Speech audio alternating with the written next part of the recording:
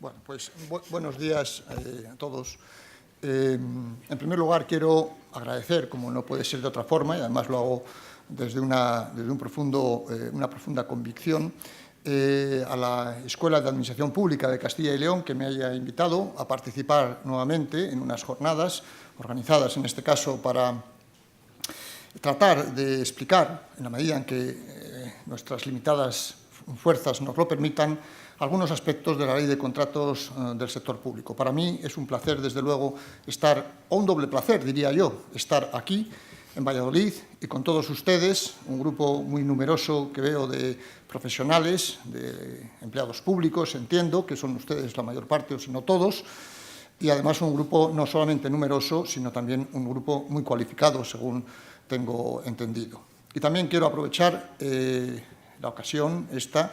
muy singular para mí, de agradecer al profesor Calonge las palabras de presentación, que son las palabras que dirige un amigo a su amigo, y por tanto pues son las propias de una relación ya muy antigua, porque yo soy efectivamente mayor, él también lo es, y por tanto nos conocemos desde hace mucho tiempo, y además mantenemos una muy estrecha relación profesional y también una muy estrecha relación personal, de amistad. Bueno, y sin más, voy a tratar de poner de manifiesto algunas cuestiones, no todas, porque los temas este y cualquier otro pues son muy amplios y con muchos recovecos, con mucha necesidad de profundizar, pero que no se puede hacer en el marco de unas jornadas de este tipo, porque, en fin, cada cual tiene su visión de las cosas, sus propias necesidades, sus propias perspectivas a la hora de analizar los problemas, etcétera, y, por tanto, la visión tiene que ser necesariamente general, sin perjuicio de que después pues, pueda haber la oportunidad de concretar algunos aspectos si fuera necesario. En efecto, se me ha encargado que hable de dos cuestiones que, bueno, pues son diferentes, aunque todas enmarcadas en la reciente ley de contratos del sector público, que es, en definitiva, lo que nos convoca. La primera de ellas afecta o se refiere a los contratos de concesión de servicios y el contrato de servicios. Y lo primero que ha de advertirse, con ello pues no descubro nada nuevo ante todos ustedes, que se habrán leído y releído la ley pues, con la fruición y necesidad que todos lo hemos hecho, es que, en efecto, la relación de contratos típicos, por utilizar una expresión muy consolidada en nuestro derecho administrativo, la relación de contratos típicos o nominados también, que contiene la nueva ley de contratos del sector público, pues es una relación parcialmente diferente de la que contenía la hasta ahora vigente ley o texto refundido, para ser más preciso, de contratos del sector público. En efecto, en estos momentos contamos en relación con digamos, la nómina de contratos típicos precedente, con la novedad que supone la supresión del contrato de colaboración entre el sector público y el sector privado, la incorporación, la supresión del contrato de gestión de servicios y la incorporación de una nueva modalidad contractual, aunque no es tan nueva, ni mucho menos, que es el contrato de concesión de servicios. Y también hay que apuntar ya desde ahora que el contrato de servicios, digamos, tiene unas connotaciones normativas distintas de las que existían con anterioridad. Por tanto, las novedades son bastante considerables en este aspecto, en este primer aspecto o cuestión a la que me voy a dedicar. La segunda parte de mi intervención, como ha anunciado el profesor Calonge, pues va a ser destinada a otra cuestión muy distinta a lo que de la que me ocuparé en primer lugar, que son los encargos a medios propios. Bien, siguiendo con la cuestión del contrato de concesión de servicios y el contrato de servicios, pues antes de ello me parece oportuno también dedicar dos palabras a la supresión del contrato de colaboración entre el sector público y el sector privado. Una supresión que, bueno, pues nadie habla de ella porque en realidad era un contrato que no tenía ninguna tradición en nuestro ordenamiento jurídico, que se incorpora a la nómina de contratos típicos en el año 2007 con la ley de contratos del sector público y desaparece ahora 10 años después, podríamos decir que sin pena ni gloria, porque realmente pues, no ha sido objeto de una utilización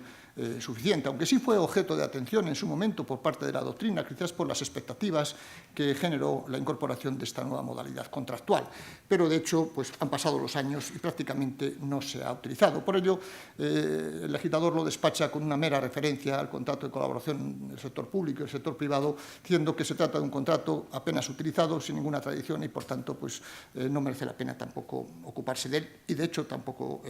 incluso el redactor del preámbulo de la ley le dedica ninguna atención.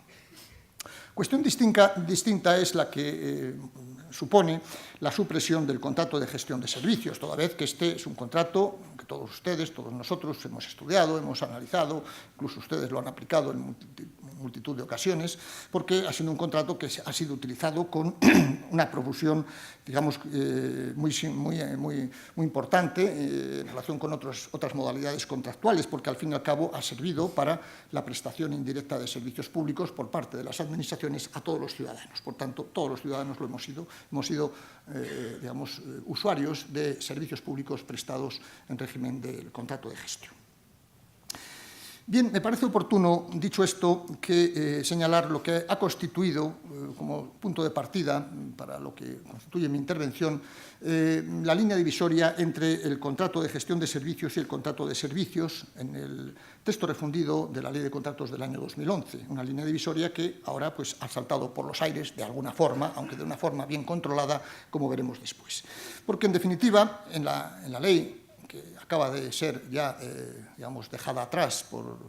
efecto de la Ley de Contratos del Sector Público aprobada en noviembre del año pasado, el viejo texto refundido de la Ley de Contratos, digamos, establecía una doble relación en el contrato de gestión de servicios, la relación, digamos, relación regulada por la legislación de contratos propiamente, que es la que vinculaba al ente público contratante con el contratista, por un lado, y por otro lado estaba la relación, una segunda relación, del contratista con los usuarios del servicio. Digamos, eso es lo que caracterizaba esa forma indirecta de prestación de servicios a través del contrato de gestión. Contrariamente, el contrato de servicios, en la regulación precedente, digamos, establecía una única relación jurídica, que era la propia del ente público contratante con quien se comprometía como contratista a realizar una prestación en favor o en beneficio del ente público contratante. Por tanto, aquí había una única relación jurídica que se establecía en el marco de la propia Ley de Contratos del sector público. Y frente a ello, frente a estas, bueno, primero una doble relación, como hemos advertido en el contrato de gestión de servicios, y una única relación jurídica en el contrato de servicios, la Ley de Contratos del Sector Público establece unas distintas bases sobre las que asentar el nuevo contrato de concesión de servicios y el contrato de servicios. Por decirlo con unas expresiones que utiliza la ley, pero que no son plenamente satisfactorias a los efectos de poder delimitar desde un punto de vista estrictamente jurídico lo que constituye uno y otro contrato, pero sí como una primera aproximación, para ello utilizando casi la propia dicción que utiliza el legislador, se entiende como contrato de gestión de servicios aquel mediante el cual, o en virtud del cual, un poder adjudicador, digamos, encomienda a título oneroso la prestación de un servicio de su titularidad, de su propia competencia, a un sujeto privado, un contratista, y como contrapartida a la prestación de ese servicio, este pues, tiene la facultad, el derecho de explotar ese servicio. Y por ello, pues, lógicamente, obtendrá una rentabilidad derivada de la explotación del servicio que se puede traducir en el cobro de tarifas, pero que también puede ir acompañada del pago de un abono periódico o como se haya pactado por parte del ente público contratante. Es decir, que resulta esencial en esta primera aproximación al contrato de concesión de servicios que el servicio en sí sea susceptible de explotación económica. Es decir, que el contratista pueda explotarlo económicamente y rentabilizar esa explotación. Frente a ello, el contrato de servicios, en esta primera aproximación, diríamos que tiene por objeto la realización de prestaciones consistentes en el desarrollo de una actividad o en el desarrollo o dirigidas directamente a propiciar un resultado en favor de la otra parte del contrato o incluso de terceros, como veremos, incluyendo aquellos servicios que son objeto de prestación mediante los servicios que el adjudicatario se obliga a realizarlos de una forma sucesiva y por precio unitario. Con el añadido, y esto es importante, de que también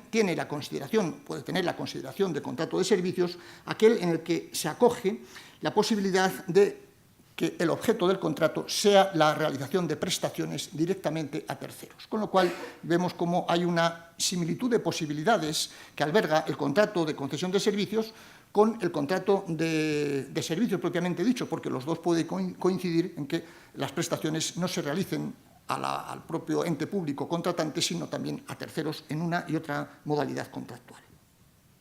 Pero estas diferencias, precisamente por lo que acabo de decir, no son concluyentes. Estas diferencias que se derivan de una lectura, digamos, casi diríamos que apresurada de la propia ley de contratos del sector público, no nos llevan a ninguna conclusión que de una manera firme y conclusiva nos permita distinguir uno y otro contrato, porque en efecto las prestaciones pueden ser idénticas y los destinatarios de las prestaciones en uno y otro contrato también pueden ser digamos, o la propia entidad pública contratante o también terceros destinatarios de esas prestaciones. Por lo tanto, hay muchas similitudes y esa primera aproximación que hemos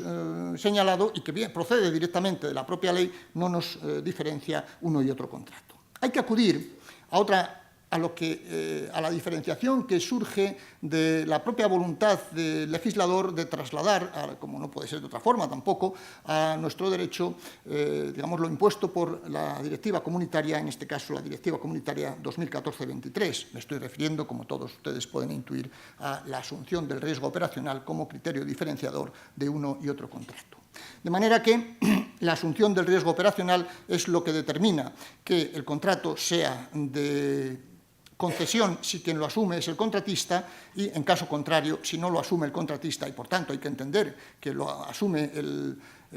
ente público contratante, entonces ya no estaremos ante un contrato de concesión de servicios, sino un contrato de servicios. Bien, por tanto, tenemos que reparar en lo que constituye la asunción del riesgo operacional, al menos en lo que la ley digamos, las pautas que nos ofrece la ley, aunque yo entiendo que esas pautas son muy simples como para que podamos apreciarlas en toda su amplitud de una forma definitiva en este momento, porque esto nos va, digamos, la determinación de lo que supone el riesgo operacional más allá de lo que yo voy a decir, que, en fin, son deducciones que sin demasiada dificultad se derivan de la lectura sosegada de la ley de contratos del sector público, digamos, yo creo que este concepto alberga una riqueza superior que habrá que ir desvelando en su aplicación, en los estudios en profundo de la materia y también, por supuesto, en los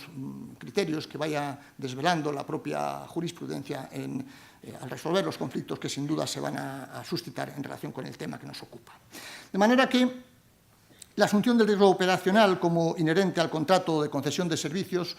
que ya he señalado, supone que el contratista, concesionario, por tanto, asume la posibilidad de que los rendimientos que se deriven de la explotación del servicio no cubran lo que constituyen las inversiones necesarias que ha tenido que realizar para poner en marcha el servicio en cuestión, por un lado, y por otro lado, los costes más o menos corrientes que tenga que soportar para la prestación del servicio. De manera que asume la incertidumbre de no poder cubrir con esos rendimientos todo aquello que suponga los costes de inversión y los costes de funcionamiento o gastos de funcionamiento del mismo. Se expone, en definitiva, a la incertidumbre del mercado, es decir, se expone a que la demanda del servicio que está obligado a prestar no sea suficiente como para cubrir esos costes, digamos, no haya rendimientos no le produzca rendimientos como para cubrir esos costes, por un lado, o bien que incluso el propio contratista no esté en condiciones de asegurar las prestaciones que la propia demanda del servicio le requiere. De manera que el riesgo operacional puede venir por dos vías, o bien porque no puede satisfacer la demanda que se le pone, o bien porque esa demanda no es lo suficientemente amplia como para poder compensar esos rendimientos. Eso es lo que constituye asumir en los términos que la ley se pronuncia, asumir el riesgo operacional que corresponde al contratista, corresponde, por tanto, en este caso, al concesionario. Un riesgo de demanda y de suministro que se puede dar a la vez, no de forma simultánea, pero sí de forma sucesiva a lo largo de la vida del contrato, pero que todo ello puede contribuir a que el contratista no esté en condiciones de soportar, digamos, todos los costes que le genera la prestación del servicio. Y todo ello sin que el ente público contratante se haya comprometido a auxiliar, digámoslo así, mediante unos ingresos mínimos en favor del contratista para, digamos, cubrir todos esos costes. De manera que no pesa sobre el ente público contratante el tener que soportar esos costes, sino que quedan, quedan sobre el propio contratista. Los rendimientos de la explotación del servicio pueden ser, y abundamos más en este concepto de riesgo operacional, los rendimientos de explotación del servicio pueden ser, por una parte, el cobro de las tarifas, si es que la prestación del servicio está sometida al pago de tarifas por parte de los usuarios del servicio, y en su caso, esas tarifas, esas percepciones en conceptos de tarifas pueden estar incrementadas incluso por los abonos que se haya obligado a realizar el ente público contratante. En el entendido que, en cualquier caso, el riesgo operacional pesa sobre el contratista. Incluso también hay que reconocer la existencia de ese riesgo operacional cuando, eventualmente, el ente público contratante se compromete a realizar los desembolsos, digamos, que suponga la prestación del servicio. Siempre, eso sí, que esos desembolsos, ese montante económico, esté estrechamente relacionado, directamente relacionado con lo que constituye el uso que del servicio realicen los eventuales terceros, los usuarios del servicio. Es decir, que siempre que esté en relación el montante económico que tenga que abonar el ente público contratante al contratista en función del uso que se realice, estaremos ante un riesgo operacional que pesa sobre el contratista. Contrariamente, por tanto, pensemos, por ejemplo, en el ejemplo, digamos, como supuesto que todos tenemos en la cabeza, el contrato de concesión con peaje en sombra, mediante el cual el contratista, digamos, percibe directamente del ente público contratante los abonos correspondientes sin que los usuarios tengamos que abonar. Pero el montante económico que percibe el ente público, el contratista, depende o está en función del uso que los terceros realicemos de ese servicio. Contrariamente al contrato de concesión de servicios, cualificado por la asunción del riesgo operacional, como acabo de señalar, el contrato de servicios supone que el contratista ha de contar con unos rendimientos que le permitan, digamos, al menos cubrir los costes de inversión y otros costes de gestión del servicio, de manera que todo ello queda cubierto. Evidentemente, los ingresos pueden ser mayores, pueden ir mucho más allá, o más allá al menos, de lo que constituya esos rendimientos a los que me acabo de referir. Pero todos esos otros rendimientos, esos otros ingresos que eventualmente puede percibir el contratista, estarán en función de o se podrán obtener dentro de lo que constituye el riesgo y ventura propia del contrato, porque esos otros ya no están garantizados. Bien, hemos visto pues que las diferencias entre el contrato de concesión de servicios y el contrato de servicios no responde no responde a unas prestaciones diferentes en uno y otro contrato y tampoco responde a los eventuales destinatarios de los servicios que se presten a través de uno y otro contrato, porque en definitiva el elemento central en el que sitúa la diferenciación esencial el legislador es en la asunción del riesgo operacional. De manera que nos podemos encontrar, como ya avanzaba al principio de mi intervención, nos podemos encontrar con que tanto en el contrato de concesión de servicios como en el contrato de servicios,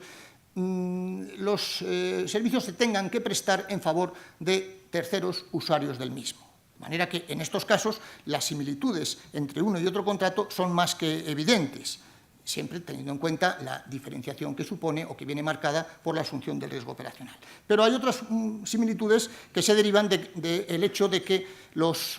servicios se prestan a terceros y, por tanto, aquí hay unas reglas que necesariamente tienen que estar presentes en la prestación del servicio, sea en el marco del contrato de concesión de servicios o sea en el marco del contrato de servicios. Y esas reglas que especifica la propia Ley de Contratos del Sector Público son unas reglas recuperadas del viejo contrato de gestión de servicios de la ley precedente, porque en definitiva estamos en lo mismo. ¿Qué reglas son esas? Bien conocidas de todos. La obligación del contratista de prestar el servicio con la continuidad convenida, garantizar a los particulares el derecho a utilizar el servicio en las condiciones que se hayan establecido y mediante el abono de la contraprestación o tarifa correspondiente, si llega el caso, a cuidar del buen orden del servicio, a indemnizar por los daños que se causen como consecuencia de la prestación del servicio, siempre que esos daños sean, digamos, fruto de el comportamiento activo o omisivo que realiza el propio contratista, a no ser que, digamos, esos daños se produzcan o se deriven o sean, por tanto, de la responsabilidad, digamos, del ente público contratante, en cuyo caso, pues, habrá, en su caso, concurrencia de culpas o responsabilidad exclusiva de la administración o ente público contratante si esos daños se producen por acción o omisión imputable o atribuible al ente público contratante y no al contratista. Y por último también se destaca algo que también ha venido siendo tradicional en nuestro derecho de contratos públicos, que es el deber, la obligación de entregar las obras o instalaciones una vez concluido el contrato en un estado adecuado de conservación y funcionamiento en los términos previstos y pactados en el contrato. Por tanto, estas reglas son comunes a uno y otro contrato. Vemos cómo hay grandes similitudes entre el contrato de concesión de servicios y el contrato de servicios, más allá de lo que constituye ese elemento fundamental o ese principio fundamental que es la asunción del riesgo operacional. Incluso, más allá de estas reglas, que son comunes, hay otras que, en fin, no es necesario citar, pero sí me parece oportuno destacar, porque hablamos de contratos en los que tienen como objeto prestación de servicios a terceros, pues lógicamente, antes de iniciarse el contrato, habrá de que definir, el ente público contratante habrá de definir el régimen jurídico del servicio como algo prioritario, determinar el alcance de las prestaciones, regular los aspectos tanto jurídicos, económicos o aspectos de carácter administrativo que incumben a la prestación del servicio, y todo ello es común a ambos contratos. Por tanto, pues hay muchas similitudes, lo cual nos lleva, esas similitudes, a no ignorar todo lo que se ha dicho, se ha escrito y se ha, digamos, a la doctrina incluso elaborada en la aplicación del viejo contrato de gestión de servicios, porque nos puede ser de mucha utilidad a la hora de resolver cuestiones que se planteen en relación con estos dos contratos, sobre todo cuando uno y otro tienen como efecto o tienen como objeto la prestación de servicios a terceros. Sin duda quedan muchas cosas por desvelar, sobre todo en lo que constituyen los elementos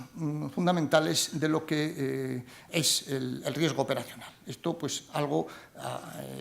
digamos, no es posible, digamos, de una forma priorística determinarlo, sino con mucho riesgo, pero esto en el tiempo se tendrá que ir, digamos, aquilatando sobre la base de los conflictos que sin duda van a surgir y que tendrán que resolverse para ir delimitando uno y otro contrato en función de ese concepto novedoso en nuestra tradición jurídica, que es el riesgo operacional. Bien, y cambiando de tercio, pasamos a la otra cuestión que también se me ha encomendado sobre la que tengo que hablar, que es los encargos a medios propios. Digo encargos a medios propios porque no me gusta esa otra terminología que se ha venido utilizando durante mucho tiempo y quizás tuvo éxito incluso en los orígenes de esta relación jurídica, que es la denominada, lo que se ha venido denominando como contratación in-house. Digo que no me gusta esa terminología, contratación doméstica, porque en realidad puede ser confusa. No para ustedes, por supuesto, también poco para mí, porque, en fin, somos conocedores de estas cuestiones, pero puede ser confusa incluso para el gran público o gente incluso poco informada en esta materia, porque parece como que estamos hablando de un contrato, aunque sea contrato con un apelativo, in-house o doméstico, pero en realidad los encargos a medios propios no son contratos. Por tanto, hay que partir de esta idea inicial de que esa denominada, a veces con una terminología un poco confusa, contratación in-house no es tal contratación, sino una relación entre distintos entes del sector público. Incluso como de una forma certera alude a ello la propia ley de contratos del sector público al regularlo, que es en el artículo 31 de la ley, cuando se habla de una cooperación vertical, una forma de cooperación entre entes del sector público, en este caso vertical, dando a entender que es una relación de quien está en condiciones de efectuar un encargo a otro sujeto, al que se le denomina medio propio, y este está obligado a realizar las prestaciones inherentes a ese encargo a través de una compensación, contraprestación económica. Por tanto, no hablamos de una contratación, sino hablamos de un encargo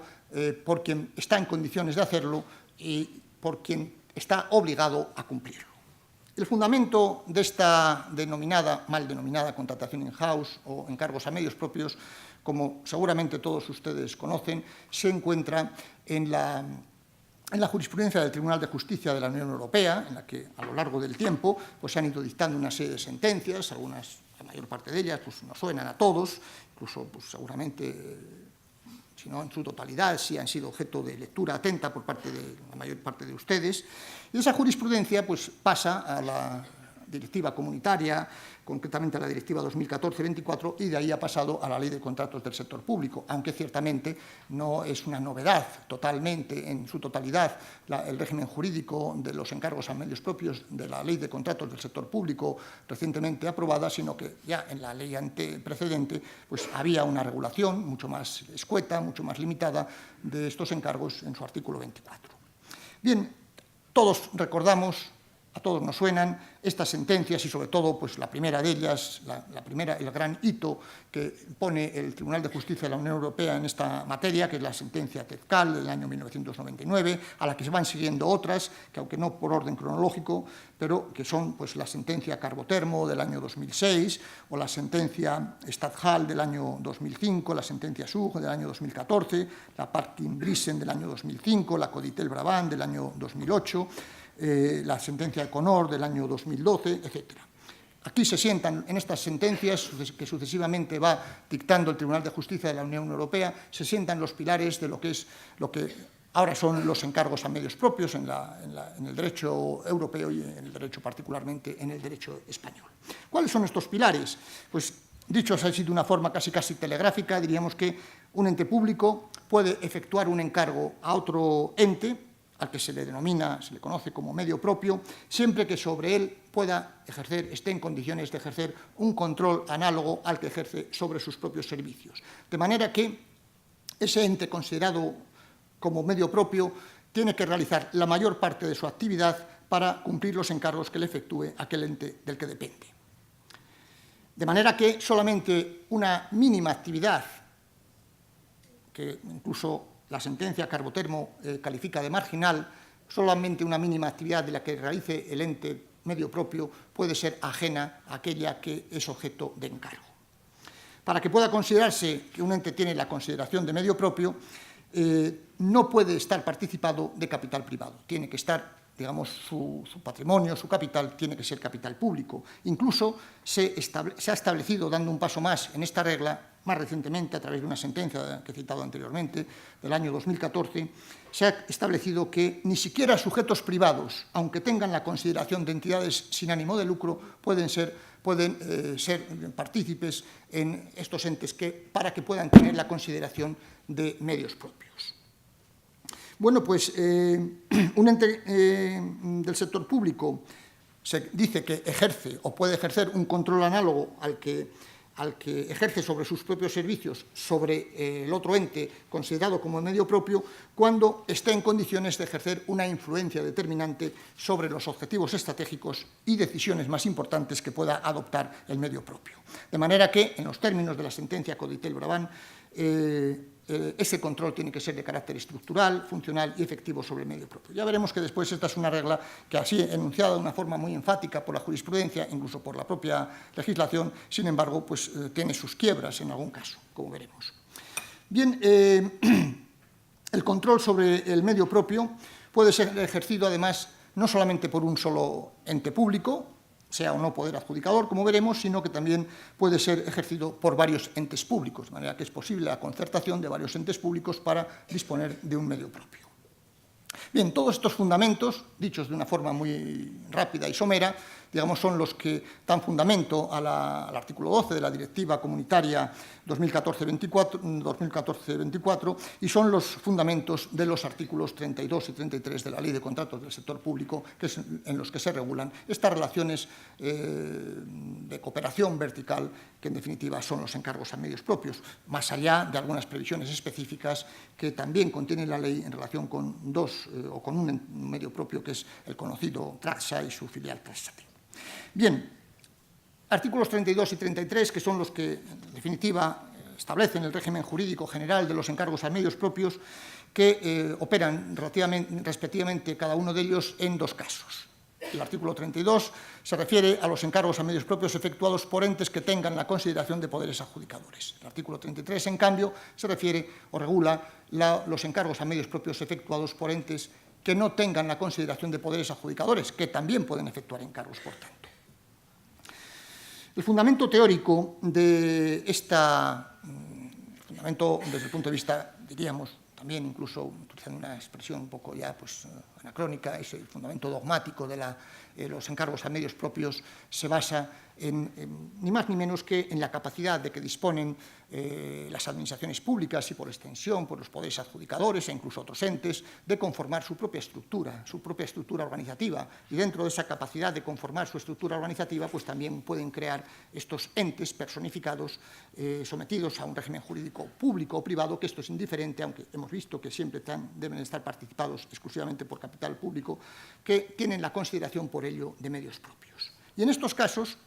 el poder adjudicador puede efectuar los encargos de carácter obligatorio, por tanto, para quien los recibe. Pero también es verdad que esos encargos no solamente pueden ser efectuados por el poder adjudicador del que depende el ente considerado medio propio, sino que también es admisible que otros entes dependientes a su vez del medio propio puedan efectuar encargos en favor de ese mismo medio propio. De manera que se admite la posibilidad de que el medio propio esté obligado a cumplir los encargos no solamente del poder adjudicador del que formalmente depende, sino de otros entes que a su vez dependen del propio poder adjudicador. En cualquier caso, los estatutos o el acto de creación del ente considerado como medio propio tiene que determinar qué entes pueden efectuarle encargos, sea aquel del que depende o sea de otros que a su vez dependen del poder adjudicador, digamos que ejerce el poder de control sobre el mismo. De tal forma, el ente que tiene la consideración de medio propio no puede digamos, licitar o concurrir a las licitaciones que promueva el poder adjudicador del que depende o otros entes que dependen a su vez del poder adjudicador, si no se situaría, digamos, en una situación, posiblemente en una posición de ventaja respecto a otros competidores, de manera que no puede concurrir a licitaciones, aunque ciertamente la ley admite que si esas licitaciones, una vez que se promueven, no van acompañadas de licitación, porque no hay licitadores, en ese caso, digamos que el poder adjudicador puede efectuar el encargo directamente. En cualquier caso, digamos, como manifestación de ese poder de control, quien ejerce ese control y puede efectuar encargo está en condiciones de instruir, digamos, continuamente al medio propio para que ese encargo se realice en la forma prevista y en la forma que, en definitiva, desee quien ha efectuado el encargo. Y una cuestión importante es que estos encargos no son gratuitos, estos encargos están sometidos a un pago de una contraprestación económica, una contraprestación que habrá de ser fijada, digamos, por quien ejerce el poder de control, el poder adjudicador que ejerce el poder de control. Y la cuestión está en determinar en qué montante, digamos, cómo se determina el montante que constituye la contraprestación, porque ahí está la cuestión. Y ahí la ley no es muy precisa, sino que habla de los costes reales que son los que determinarán, este concepto general y bastante vago, determinará la capacidad de decidir del poder adjudicador a la hora de determinar, a la hora de precisar qué contraprestación habrá de efectuar en favor del medio propio. Costes reales habrá que entender digamos, con el riesgo que supone, que la ley no dice, no va más allá de ello, habrá que entender que son los costes directos, los costes indirectos, que también habrá que atribuir en la medida en que en la parte proporcional correspondiente al encargo en cuestión, los costes de explotación, en la medida también que sea aplicable, y lo que parece que no cabe en ningún caso es imputar o incluir en esa contraprestación el beneficio industrial, un supuesto beneficio industrial. De manera que, a través de esta vía, no se puede, digamos, incluir en el coste de las prestaciones que supongan los bienes o servicios que se obliga a realizar el medio propio, no cabe incluir un supuesto beneficio industrial. Por lo cual, al menos teóricamente, es lógico pensar que los encargos a medios propios tienen un coste menor para quien los efectúa que si saliera al mercado, en términos de la legislación de contratos del sector público, esas prestaciones o esos servicios. Porque, lógicamente, quien concurre a no sé que hablemos de ofertas temerarias, etcétera, quien concurre a los procedimientos licitadores, lógicamente, estará pensando en obtener un beneficio, como es lógico y natural. Por tanto, esta es una fórmula viable también para ahorrar costes a los entes públicos, que en definitiva son quienes pueden efectuar estos encargos en su condición de poderes adjudicadores o no poderes adjudicadores, como veremos. La dependencia del medio propio con el poder adjudicador se determina también en función, o se justifica también en función de la actividad que tiene que realizar el medio propio para cumplir el encargo. De manera que la mayor parte, como hemos dicho anteriormente, de la actividad que desarrolle el medio propio lo tiene que ser para cumplir los encargos que le efectúe el poder adjudicador u otros entes dependientes a su vez del poder adjudicador. De manera que el propio legislador lo cuantifica en más de un 80%. Por tanto, menos de un 80% será la actividad que puede desarrollar el medio propio para, digamos, realizar otras actividades al margen de los encargos que haya podido recibir. Y esta previsión está contemplada en términos rigurosos en la Ley de Contratos del Sector Público, con objeto de evitar que, de una forma, digamos, excesiva e incluso fraudulenta, pueda participar o pueda concurrir al mercado el medio propio, sabiendo que ya cuenta con una carga de trabajo que es la que le proporciona el poder adjudicador. De manera que dentro de esos límites podrá concurrir al mercado, pero siempre dentro de lo que constituye el menos del 20% de la actividad que desarrolla. Y incluso la propia ley establece unas reglas que permiten verificar el cumplimiento de esta exigencia. Decíamos anteriormente, insisto en ello, que el capital o el patrimonio del ente que deba ser considerado como medio propio tiene que ser de titularidad pública. Y en esto incluso podríamos decir que el legislador español ha ido un poco más allá, más lejos de lo que le exigía la directiva comunitaria objeto de transposición, toda vez que, si leemos con atención la Directiva 24/2014, en su artículo 12.1, admite en ella, en ese precepto se admite la posibilidad de formas de participación privada sin capacidad de control en los entes que, con nuestra terminología, serían medios propios. De manera que en este aspecto el legislador español ha sido más restrictivo de aquello que le exige la directiva comunitaria. Decía anteriormente que el medio propio lo puede ser de varios poderes adjudicadores, no solamente de un poder adjudicador, sino varios poderes adjudicadores pueden, digamos, ejercer ese control y, por tanto, disponer de los servicios, las prestaciones del ente medio propio. Esto se admite en la jurisprudencia del Tribunal de Justicia de la Unión Europea, lo admite expresamente la directiva comunitaria y de ahí ha pasado al artículo 32, apartado 4 de la Ley de Contratos del Sector Público.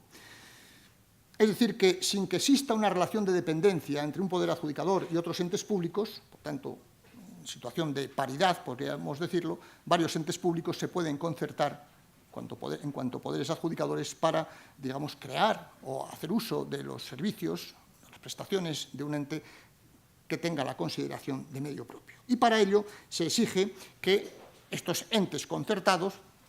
dispongan o estén en condiciones de ejercer un control análogo al que ejercen sobre sus propios servicios. Y esto la ley lo traduce en que los órganos decisorios del medio propio estén participados o estén integrados por representantes de los poderes adjudicadores de los que depende. aunque de una forma un tanto laxa, porque admite que el órgano, el representante, o cada uno de los representantes de los poderes adjudicadores que ejercen el control, digamos, cada uno de los representantes pueda representar a varios poderes adjudicadores, de manera que no se requiere una correlación nominal entre para la formación de los órganos directivos o de gobierno de los entes considerados medios propios, de manera que deban estar integrados por todos y cada uno de los poderes adjudicadores o representantes de los poderes adjudicadores allí presentes, sino que un representante puede representar a varios poderes adjudicadores a la hora de conformar el órgano de gobierno del medio propio. Bien, esta posibilidad que alberga la Ley de Contratos del Sector Público, digamos, sobre la base de la directiva comunitaria, etcétera, pues evidentemente a nadie se nos oculta que puede dar bastante juego. Incluso podría dar bastante juego en una comunidad autónoma como la nuestra, en la que existen, como sabemos, muchos municipios, diputaciones 9, la propia comunidad autónoma, etcétera, de manera que es posible la concertación de distintos entes públicos que creen un medio propio con el cual puedan satisfacer necesidades que tienen sin acudir al mercado a través de los medios de contratación que prevé y regula la Ley de Contratos del Sector Público. Bien sabemos que la propia Ley de Contratos del Sector Público realiza algunas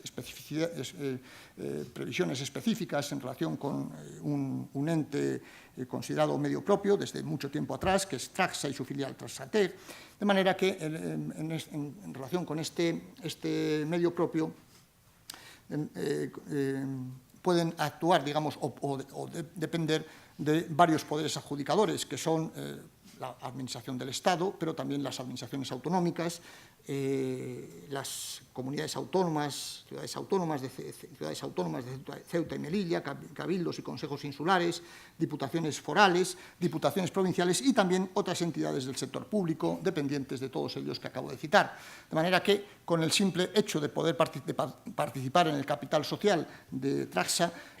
cualquiera de estos entes puede, digamos, disponer de este ente como medio propio a los efectos de poder servirse de la prestación de los servicios o tener los bienes que le pueda facilitar este ente. En el caso de Castilla y León,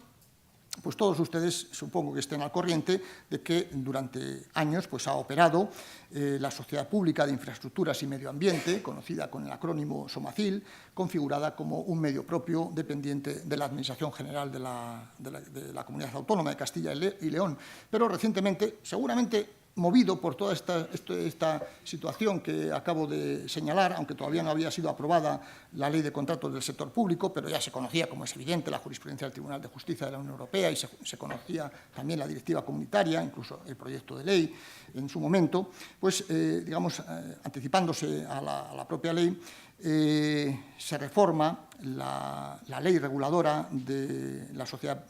Pública de Infraestructuras y Medio Ambiente, que en su momento tenía incluso otra denominación, y mediante una ley del año 4 de julio de 2017 se ha ampliado la condición de medio propio de SOMACIL, por decirlo con el acrónimo con el que se la reconoce, a otros entes públicos, a los entes públicos de la comunidad, de manera que se prevé en esta reforma de su ley reguladora que los estatutos de esta entidad incluyan en su Consejo de Administración al menos 2 representantes de los entes públicos locales y con ello ya, digamos, de una forma, bueno, pues, un tanto, no sé si aceptable o cuestionable, todos los entes locales de la comunidad pueden, digamos, disponer de los servicios de SOMACIL como medio propio.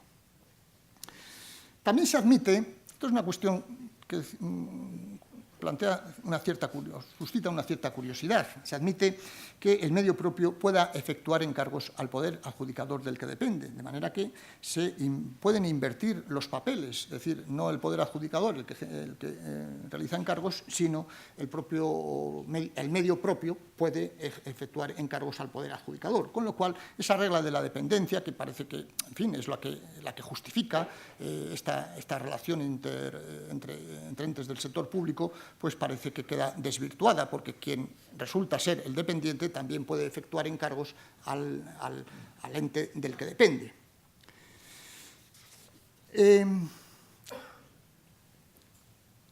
Hemos dicho anteriormente que he dicho que los encargos a medios propios no tienen la consideración jurídica de contratos. Esto es lo fundamental de esta figura jurídica de relación entre distintos sujetos o entes del sector público, de manera que las relaciones que se mantienen entre el poder adjudicador y el medio propio no es una relación contractual, no es una relación bilateral regulada por la Ley de Contratos del sector público, sino que es una relación más bien de carácter unilateral, porque quien tiene la condición de poder adjudicador puede efectuar encargo que tienen que ser cumplidos de manera obligatoria por quien los recibe. De manera que es una relación no de carácter bilateral, sino más bien todo lo contrario. Ello justifica que los encargos a medios propios se realicen directamente, sin tener que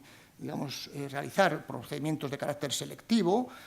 o de adjudicación, sino directamente pues, se efectúan a quien tiene la condición de medio propio. Pero, claro, todo esto que se hace directamente y que no está sometido a publicidad y demás, pues puede plantear algunas o suscitar algunas dudas, y el legislador pues, se ha tratado de evitar esas posibles dudas o corruptelas que se puedan derivar de un uso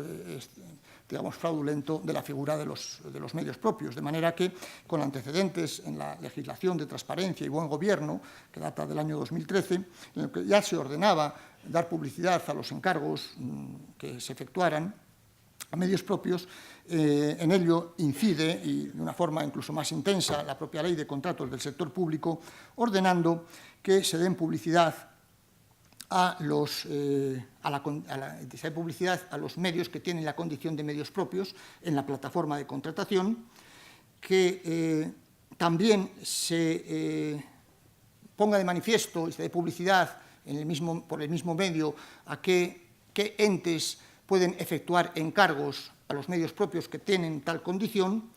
en qué sectores se pueden efectuar esos encargos conforme a lo que constituye el objeto social de cada uno de los entes considerados como medios propios. Se tiene que formalizar el encargo en un documento, incluso ese documento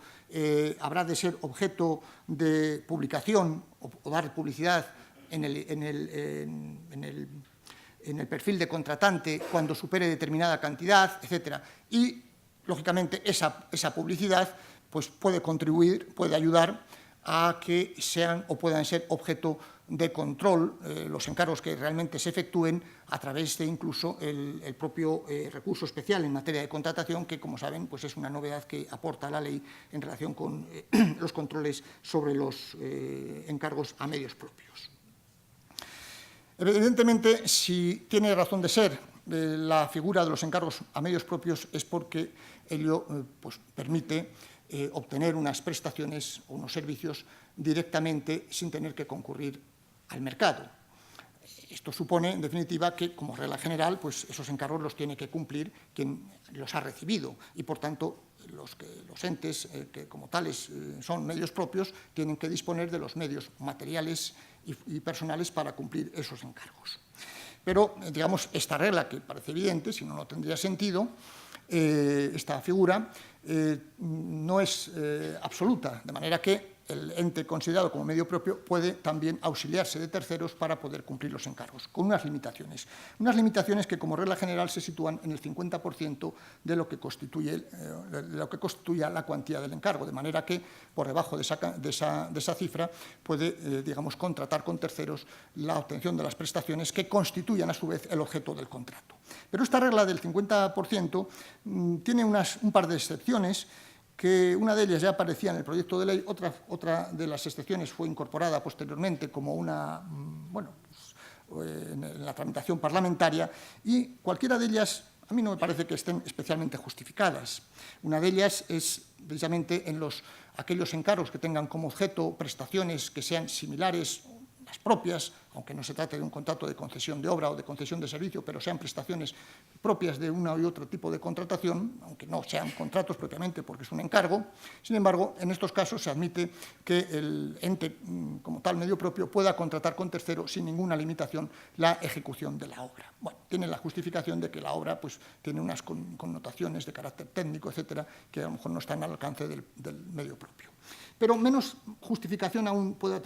tiene a mi juicio la segunda previsión, que permite romper la regla del 50% a que me acabo de referir. Y es que cuando la gestión de un servicio haya sido encomendado y para ello haya sido creada una entidad de derecho público,